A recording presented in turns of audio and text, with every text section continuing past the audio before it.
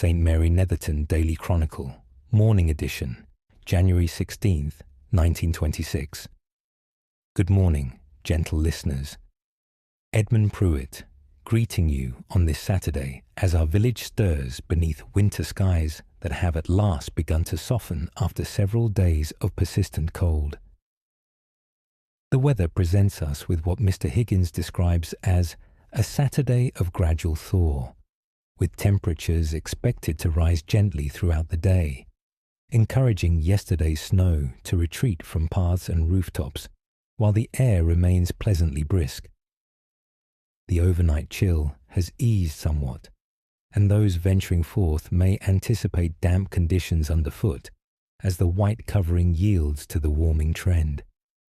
Mr. Higgins notes that the thaw should progress steadily without undue muddiness, allowing weekend pursuits to proceed with reasonable comfort.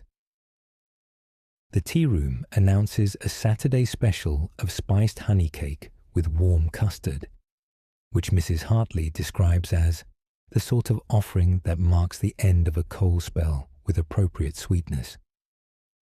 Watson completed his morning inspection of the establishment with measured deliberation, pausing at the window to observe the first droplets falling from the eaves before settling himself where the hearth's warmth met the morning light. Mrs. Barnes's leghorn hen produced this morning's egg at 7:30, afterward conducting a careful survey of the softening yard with what Mrs. Barnes interprets as cautious optimism regarding the changing conditions. The St. Mary Netherton Junior Bird-Watching Society will convene for their Saturday session this morning, weather conditions having improved sufficiently for Colonel Weatherby to confirm the outing.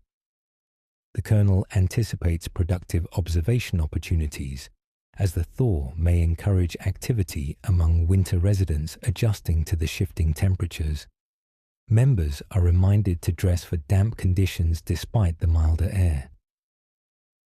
The Reverend Holloway wishes to remind parishioners that tomorrow marks the annual collection of parish subscriptions.